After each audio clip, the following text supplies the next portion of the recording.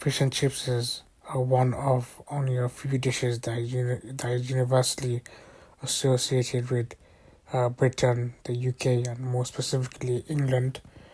However, many people think that it was all created in Britain by British people. However, that is far from the truth. And as I'll speak on in a short while, um, both the ingredients were are not British, but putting them together, putting the fish and the chips together is um, said to be invented by a British person.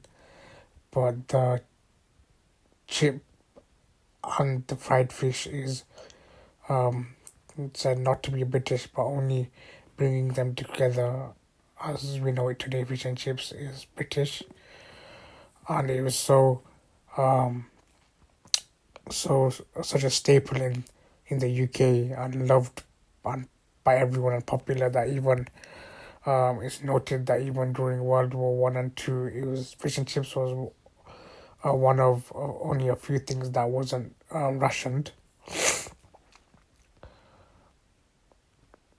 and there've been many people that have claimed to invent it, as well as even within the UK, there's been many parts.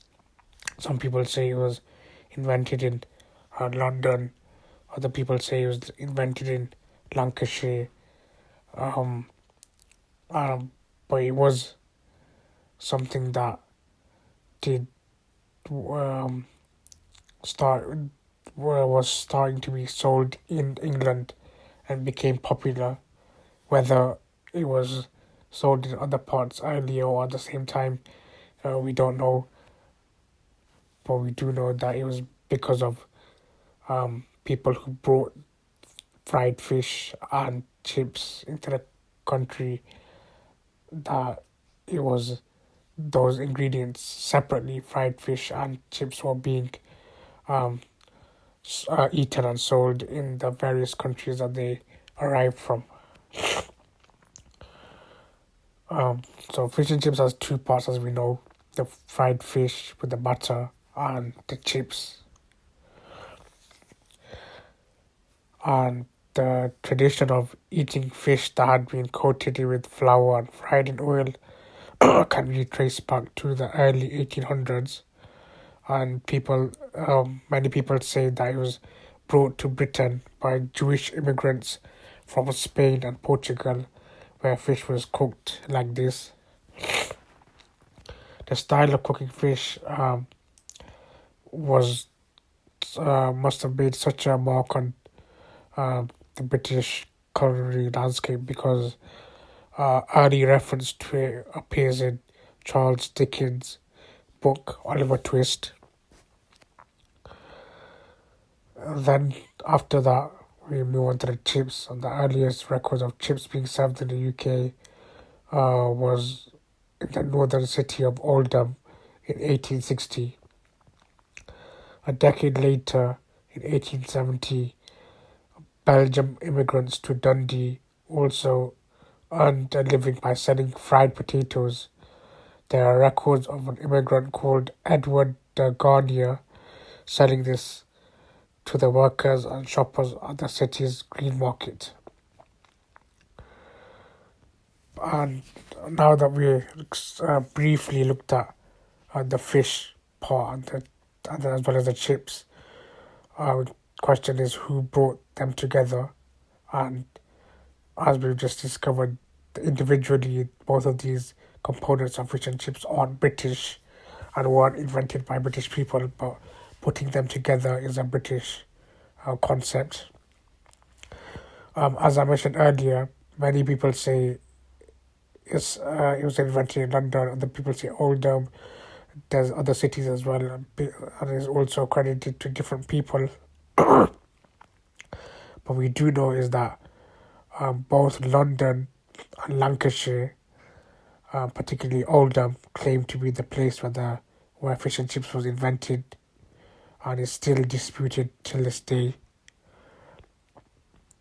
A fish and chip shop opened in London in the 1860s by Joseph Malin, who came from a family of rug weavers that needed to supplement the income, so he started selling fried potatoes. And then later on, he convinced his family to include fried fish, and then that became an instant success, and that's how many people believe fish and chips um, were invented as a dish together. Other people believe that an entrepreneur called John Lees was the first one to open a fish and chip shop in the UK. Records again around 1860s record him selling fish and chips out of a wooden hut at Mossley Market in Lancashire. Regardless of who invented fish and chips, the improved techniques of commercial fishing increased the availability and reduced the cost of fish, which in turn catapulted the dish into a meal that working class could enjoy on a regular basis. And by 1930, there were more than 35,000 fish and chip shops around the UK. The number is reduced today to around just under 11,000, but this still means that fish and chip shops massively outnumber other fast food places like McDonald's, which has around 1,200 shops in the UK. As I mentioned earlier at the beginning, fish and chips is such a staple for the British people that during World War One and World War Two, it wasn't rationed. The Prime Minister at the time of World War Two described the meal as the good companions that kept British people fueled and in good spirits. That's the brief history from our fish and chips from the various different sources that I could find. They were all pretty much saying the same stuff, but I'm sure there'll be other people saying it's invented somewhere else by someone else. But this is the most common one that I could find. I think it's interesting that one thing that I would like to quickly finish on, that people in 2023, that you can have your opinion on immigration, but to slander them, to use them as a scapegoat, to be hostile towards them and to immigrants coming into the country, you wouldn't have had fish and chips if it wasn't for immigrants bringing their fried potato and their style of frying fish. And there's plenty of other dishes, even British dishes, that were the makings of immigrants.